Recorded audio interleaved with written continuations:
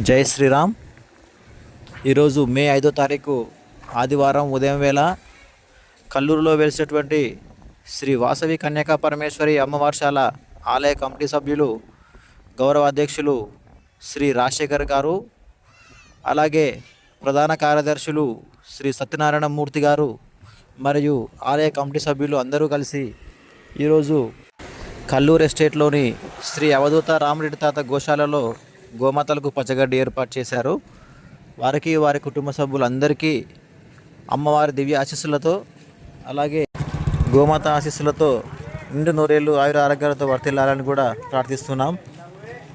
Jai Sriram.